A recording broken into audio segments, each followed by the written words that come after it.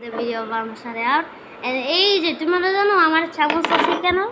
তাহলে এই যে আছে না এগুলা দিয়া কত মিনিটে আমরা খাইতে পারবো ওকে? খাই তাড়াতাড়ি।